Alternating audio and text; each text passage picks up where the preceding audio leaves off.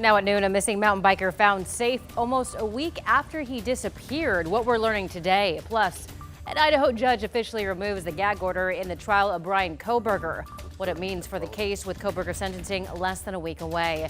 Then developing news in Northeast Portland after an assault at a MAX station sends one person to the hospital with life-threatening injuries. And later, a local chiropractor was detained by ICE while dropping his child off at a Beaverton preschool. Why ICE says they arrested the man and what comes next for him and his family. Ahead on the news at noon.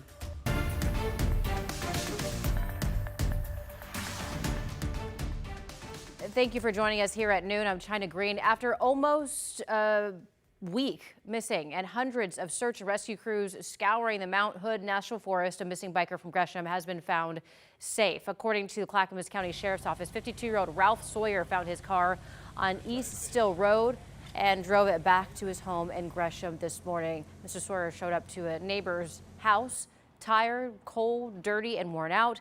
He was taken to the hospital to be checked out. A search had been underway since late Friday night after his family reported him missing when he didn't return from a biking trip. In other breaking news this afternoon, an Idaho judge has lifted a sweeping gag order in Brian Kohberger's quadruple murder case. Kohberger avoided a potential death sentence by pleading guilty earlier this month to the stabbing deaths of 4 University of Idaho students at a house off campus in 2022. Kohberger admitted to breaking into the home through a sliding door and killing 4 friends who had no connection with Kohberger.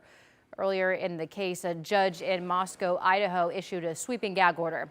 Now, that order barred prosecutors, defense attorneys, and other officials from talking to reporters about anything not already included in public court documents. A number of media companies, including KGW's parent company, Tegna, filed a motion asking the judge to lift the gag order in the case immediately, but refused, saying additional publicity could harm Kohberger's right to a fair trial.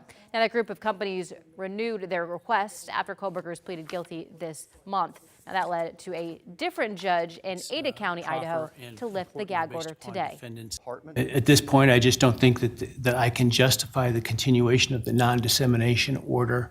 I think the rights of the public to information in this case is paramount, given the fact that a plea has been entered in this case, and so I'm going to lift the non-dissemination order. Now, that judge clarified that lifting the order does not unseal any documents related to the case and that he would deny an appeal to unseal them. And new at noon, an investigation is currently underway in Portland's Lloyd District neighborhood after an assault at the convention center Max Stop. So let's get right to Celine Stevens, who is live at the Holiday Max Stop right now with the latest on this. Celine. China, so that assault happened early with authorities responding to this platform before 6 in the morning. That's when Portland police and the transit police unit found a man here with life-threatening injuries who was then taken to the hospital and is still in the hospital. Now, despite that man still being alive, the homicide unit is investigating. One man was also detained at the scene. Northeast Holiday Street was blocked off in this area in both directions this morning, and service was stopped to the convention center Max station. However, by 10:30 this morning, the roads and Max station were back open. I spoke with one rider who got off at this Max platform right after it reopened, who had no idea what had taken place. I mean, it's so much stuff going on in Portland. It's always something taped off for construction happening, or they trying to tape something off for a homeless camp or something, so I don't even really notice it anymore. So it's unclear what exactly was used to commit this assault, but Portland police will be holding a briefing here in just a few minutes, and of course we'll keep everyone updated online at kgw.com. China? Celine, thank you. Another big story today. Governor Kotek has declared a state of emergency for the Cram fire burning in Central Oregon. This video right here is capturing the state's wildfire camera. It shows just how bad the smoke is. Absolutely zero visibility here. Now, since the fire began last Sunday, it's exploded to more than 77,000 acres and is still 0% contained. Governor Kotek's state of emergency lasts through the end of the year and will help first responders get access to resources. Fire managers say lighter winds yesterday meant fire activity was less than expected. Now, those winds have been one of the biggest challenges, though, so far for crews. The wind just kind of takes it where we can't go, and they tried really yesterday. Had a lot of airplane and aircraft, dropping retardants, buckets with helicopters that bulldozer lines, and they couldn't catch up because the fire was moving so fast. Some 1,200 people are now under evacuation orders in both Jefferson and Wasco counties. And that area is also under a red flag warning, Chris. It is. And, I just looked at the 2 observation sites that are in the vicinity of the fire. And so far, the wind gusts have been manageable. In fact, around 15 miles an hour. But the expectation is that those wind gusts will pick up later this afternoon. This is the visible satellite imagery from this morning. And you can see the smoke from the Cram fire. Then again, this is several miles east of Nitrous in Jefferson County. There's Wasco County, and the smoke plume is blowing across Wasco and Wheeler counties at last check. As we go ahead and zoom out and give you a little different perspective, let me see if I can advance my graphic here. I just want to show you what we expect here for the remainder of the day in terms of smoke. There have been questions like, is any of this smoke going to make its way into the Willamette Valley? No, but at this point you can see the prevailing wind will keep portions of north central and northeastern Oregon under that smoke plume for a while.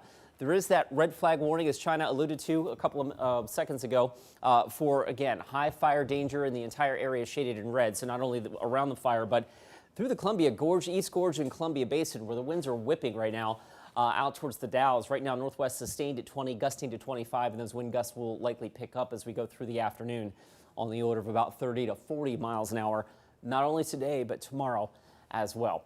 Locally in the metro area, 73. We are cooler at this noon hour than we were 24 hours ago, and that'll set the stage for a cooler, not cool, but cooler afternoon. Yesterday, 97. Today, we're shooting for about 89.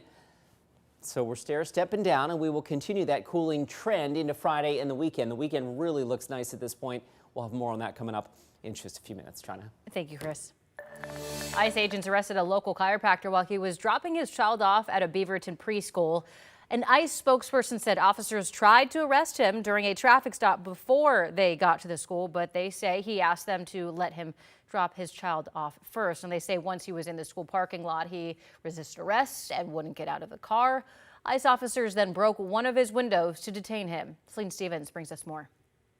They smashed out his window, pulled him out. Brendan Hendricks is talking about what happened to Dr. Mahdi Khanbabazadeh in Beaverton Tuesday morning. Hendricks learned through an email from the school that U.S. Immigration and Customs Enforcement agents detained the 38-year-old chiropractor who was dropping his child off at Guidepost Montessori. Our principal came outside and asked for identification, badges, a warrant, that information, and they did not provide any identification or any of that other information, and then proceeded to put hands on our principal. Khanbabazadeh was then taken, leaving many shocked. Regardless if this was a misdemeanor or a hardened criminal or whatever in between, there's no reason a preschool needed to be used as a backdrop for the operation.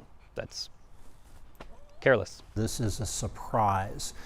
I trust him with my health, and I'm shocked that he is in custody. He's a super great guy. In a statement, ICE wrote that the doctor, who is a citizen of Iran, entered the U.S. legally but overstayed the terms of his visa. However, his wife told us that is not true and that she is trying to get him released. A pillar of the community, so he doing everything right and helping people of all economic strata. He seemed to help everybody. Those who know Khanbabazadeh describe him as a kind, generous, and honest man. There's a time and place for things, and I don't want to pass judgment, but I think it begs the question, why did they have to do it there? Because that's kind of theatrical, and the exposure to children is a bit of a head scratcher. A statement from the school's regional manager says that they are actively supporting family and staff and providing resources to help them process the event. They're also looking into taking steps to make sure that their campus remains safe for everyone. We have a follow-up to a KGW investigation into the dangers surrounding nitrous oxide, otherwise known as laughing gas. KGW investigative reporter Kyle Boshi has been reporting on the spike in dangerous cases for months. In this update, he's looking at what he found to be the greatest risk. It's what people do while huffing the drug. It's the phone call we all fear, a loved one killed in a crash. On May 14, 2022, John Curtis got that call. Yeah. I'll never forget it. His father, Carl Curtis, and longtime partner Yvonne Levy had been killed in a crash just hours after attending a family wedding. I couldn't believe it. You know, I didn't want to believe it. Still don't want to believe it. According to police, the driver of this red Mazda veered across multiple lanes of Highway 20 in Lynn County, slamming head-on into Carl and Yvonne's silver sedan. The driver of that red Mazda, Robert Prettyman, survived, along with his 3-year-old daughter, who was a passenger in the car. Investigators said Prettyman was impaired. A search of his car found 46 used Whippet brand nitrous oxide canisters, court records show, and another 78 unused chargers in his daughter's Minnie Mouse backpack. A judge sentenced Prettyman to 8 years in prison for manslaughter. The fact that this guy had over 70 cans of this nitrous in his daughter's backpack. I was like, who does this? Nitrous oxide chargers are intended for bakers and baristas to make whipped cream, or so the label says. But it's being misused by people inhaling the gas to get high. I didn't even realize I didn't know what whippets were, until this happened. KGW found nitrous oxide widely available at gas stations, convenience stores, and mini-marts in sizes absurd for chefs, but ideal for huffing. As part of our ongoing investigation, we examine the dangers of nitrous oxide, not only for the people misusing the drug, but for everyone on the road. We found nearly 24 cases in Oregon over the past 6 years where drivers who'd been using inhalants were arrested or involved in an accident. Our full investigation coming up tonight at 6. Kyle Aboshi, KGW News.